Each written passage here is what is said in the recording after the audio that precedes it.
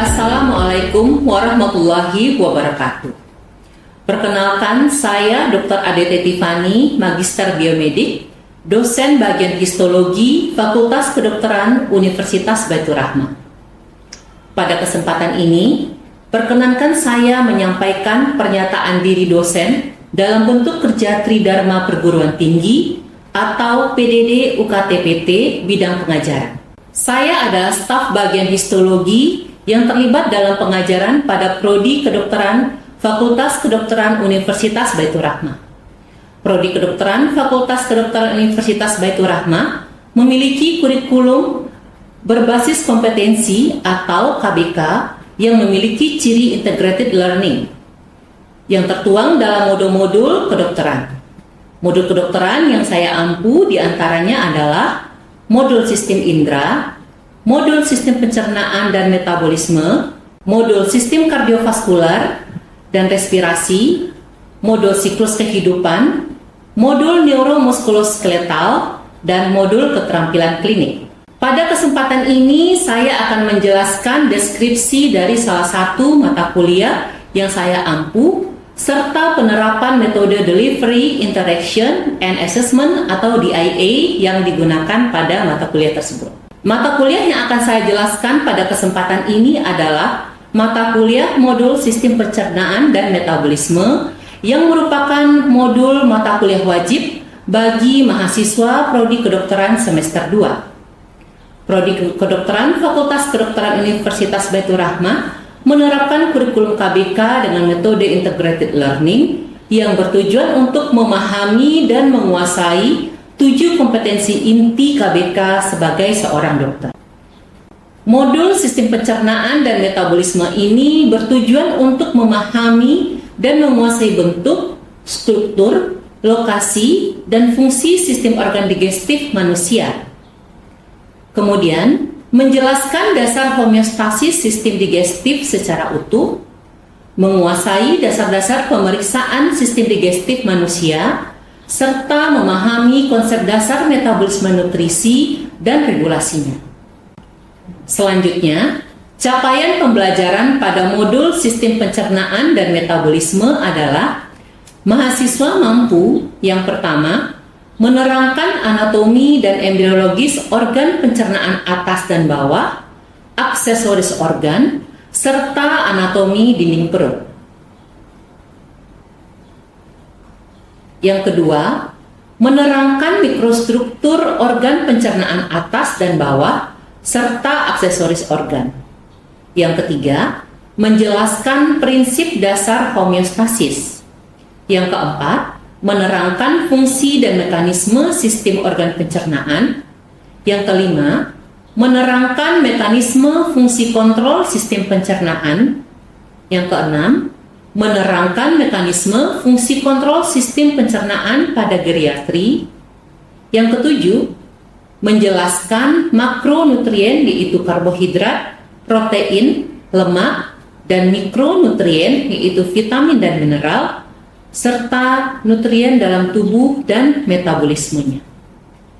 Yang kedelapan, menjelaskan peran enzim-enzim pencernaan atas dan pencernaan bawah.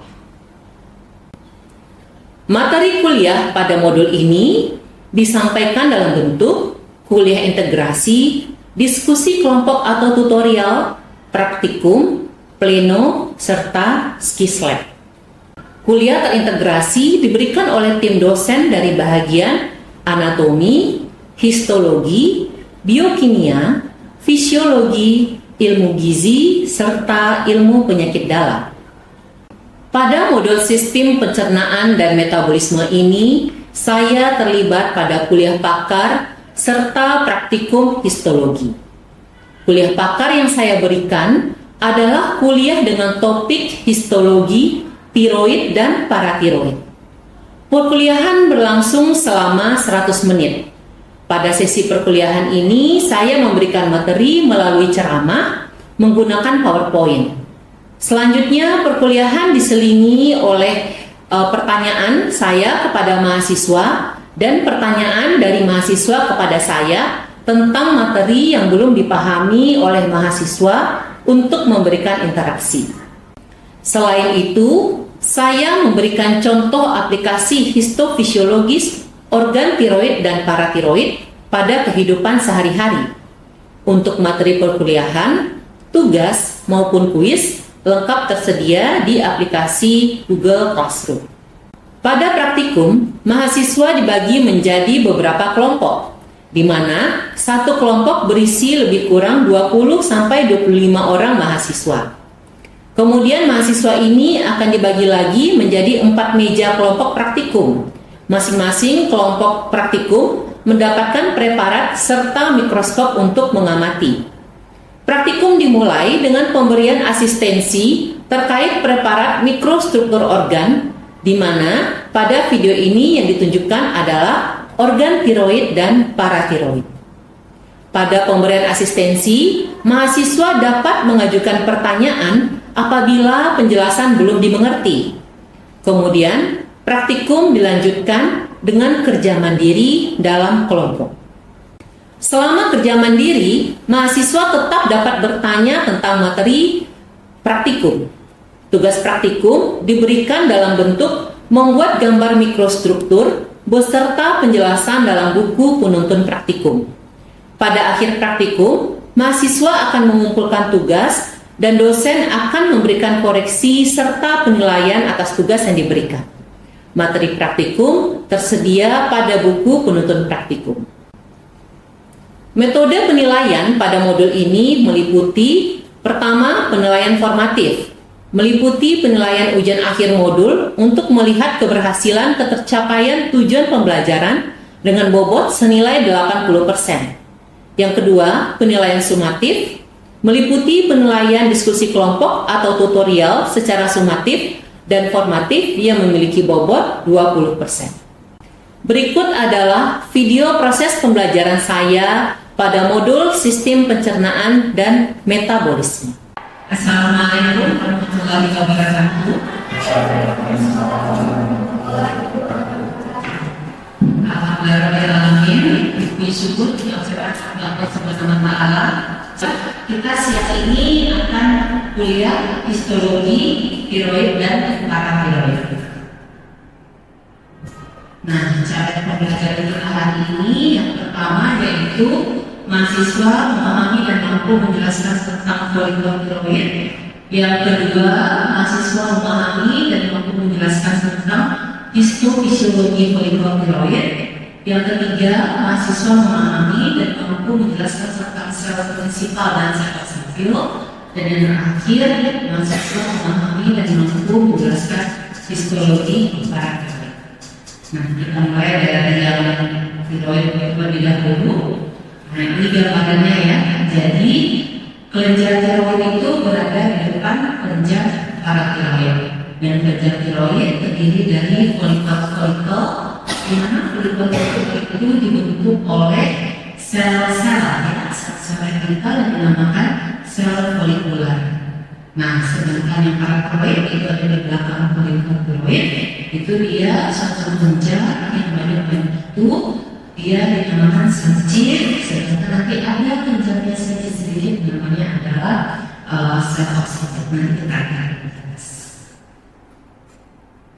Nah, ini ya, jadi tiroid itu dia kelenjar organ yang pertama, memang dia dan dia berasal dari kantong paru yaitu endoderm.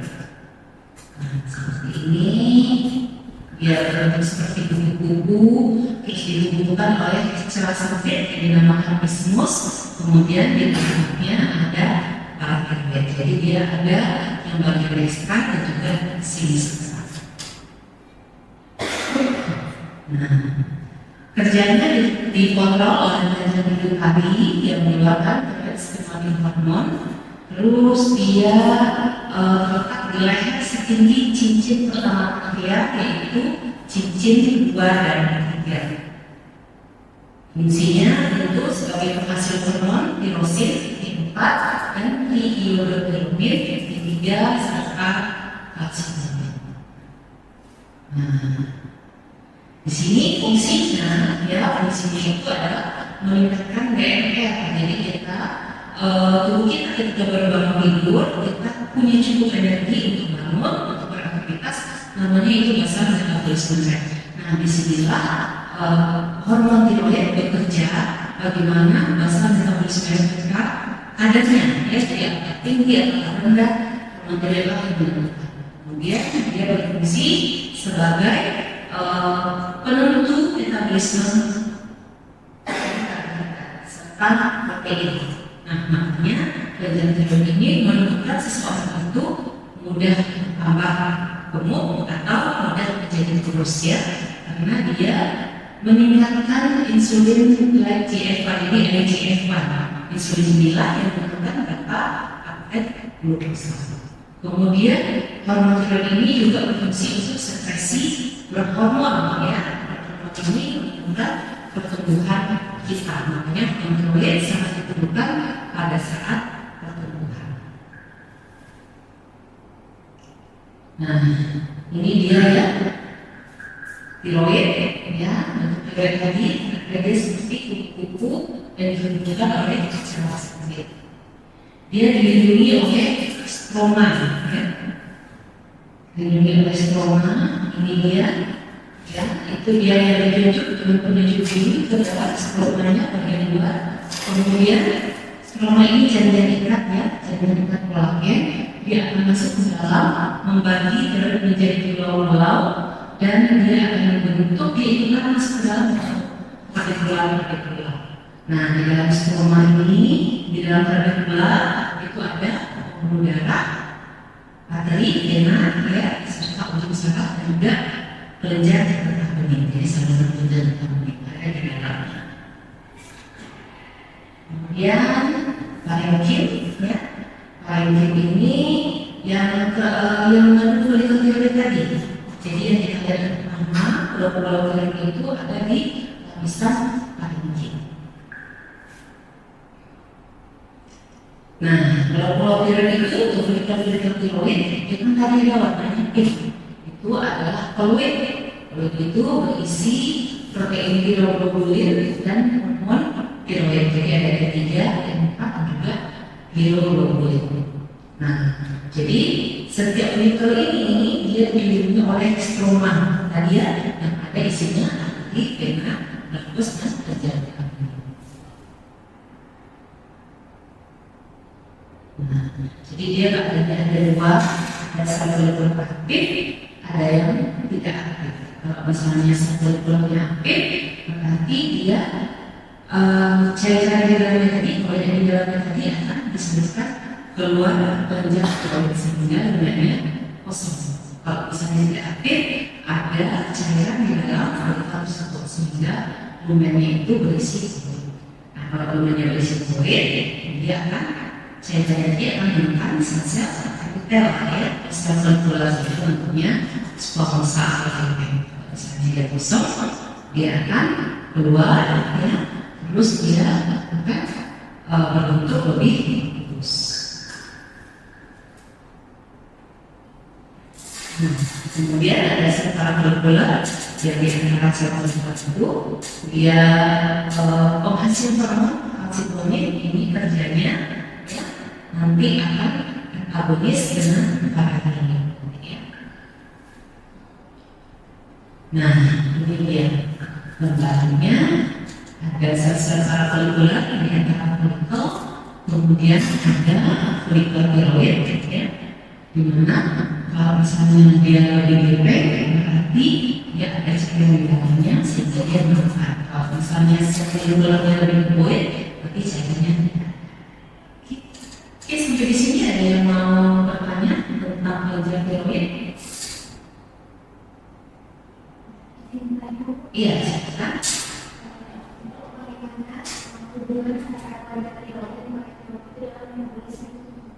Oke, tadi kan sudah dinyatakan bahwa kelenjar tiroid itu dia mengontrol metabolisme glukosa dengan protein, ya. Dimana kalau dia mengontrol protein itu untuk pertumbuhan. Jadi dia akan mengatur hormon. Hormon ini mengatur pertumbuhan si anak. Ya, jadi dia kerjanya itu memang lebih banyak ditemukan pada anak sampai remaja.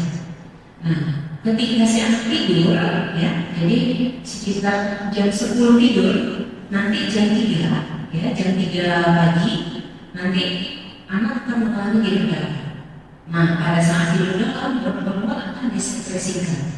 Kemudian hormon akan bekerja untuk memburu pertumbuhan otot serta tulang.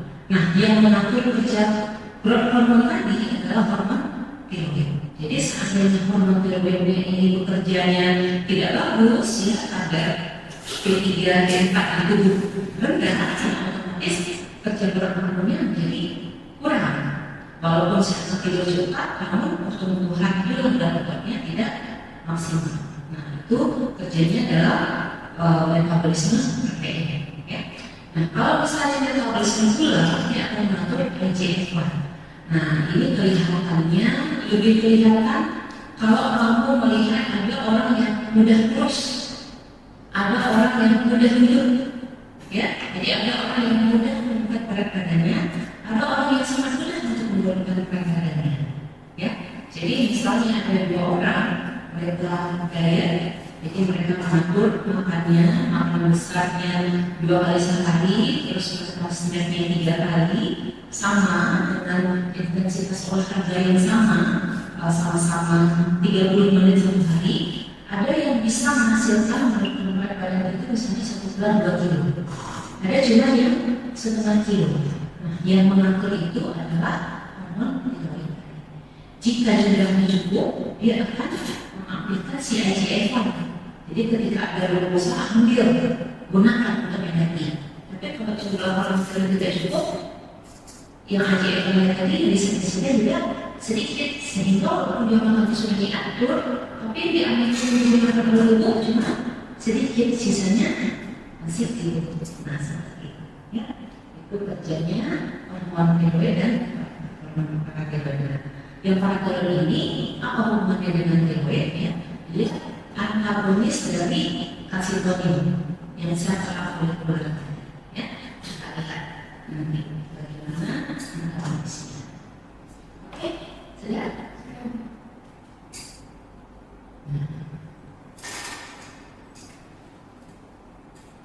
Oke, ini paratiroid, ya. Paratiroid. Oke, siapa bisa menunjukkan ciri-ciri sel oksifil? Ya,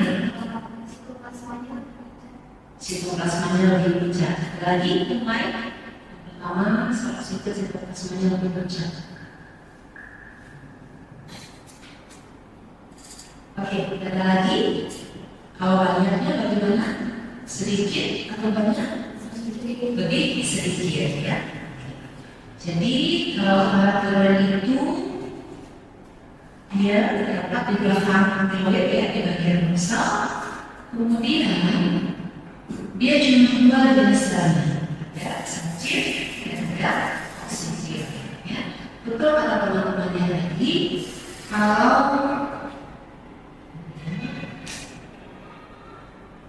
ini dia, ya, banyak. Jadi kalau misalnya selnya itu kecil-kecil dan sitoplasmanya sedikit, itu adalah sel kecil. Tapi kalau sitoplasmanya banyak, dia pucat, ya, jumlahnya sedikit, itu adalah oksifil. Nah, yang ini kayak ini nggak jelas. Nah, yang ini, ya, ini adalah sel kecil, ya. Nah, sementara yang ini adalah oksifil. Oke, sampai di sini bisa, ya. Oke, terima kasih. Sekian dulu kemudian kita terhadap ini. Assalamualaikum warahmatullahi wabarakatuh. Waalaikumsalam warahmatullahi wabarakatuh. Baiklah, hari ini kita akan praktikum histologi tentang tiroid dan paratiroid. Adapun capaian pembelajaran kita pada hari ini, yang pertama yaitu mengenali tiroid yang terdiri dari follicle tiroid, folikel tiroid pada saat aktif dan folikel tiroid pada saat inaktif. Kemudian mengetahui sel folikuler serta sel parafolikuler. Dan capaian pembelajaran yang kedua yaitu mengetahui preparat paratiroid, di mana kita mengetahui sel oksifil dan chief cell. Nah, jadi hari ini kita berarti praktikumnya 2 ya tadi ya. Tiroid ini nanti kita akan melihat folikel tiroid. Dia ada 2 tadi, ada yang aktif, ada yang inaktif ya. Nah, aktif atau tidak aktifnya ini ditentukan oleh sel folikuler pada folikel tiroid.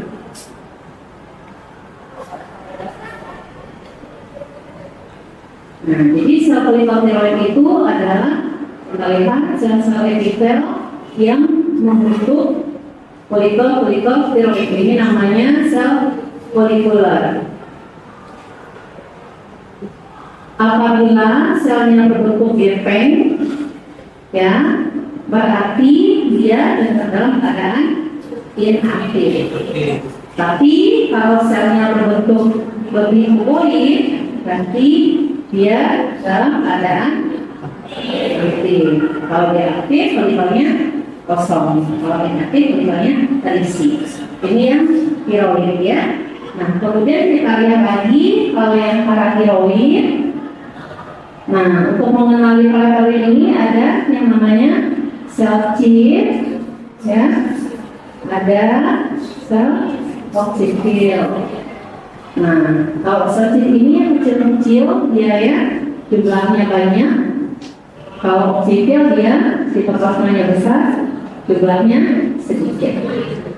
Itu nanti yang akan kita lihat pada saat praktikum tiroid dan paratiroid. Karena kita lihat kalau ini kelihatannya kalau di sini ya. Nah, kalau yang di bawah ini nih ya, ini dia terlihat. Nah, ini jelas sekali. Ini gepeng ya, sel folikulernya gepeng, sedangkan ini lebih void. Nah, itu dia ya. Nah, akan kita lihat adalah sel chief dan oksifil. Kalau misalnya dia banyak, ukurannya kecil, nah ini dia ya. Ini jelas sekali bedanya. Oke, segitu saja asistensinya. Silakan ambil preparat dan silakan lanjut praktikumnya. Assalamualaikum warahmatullahi wabarakatuh.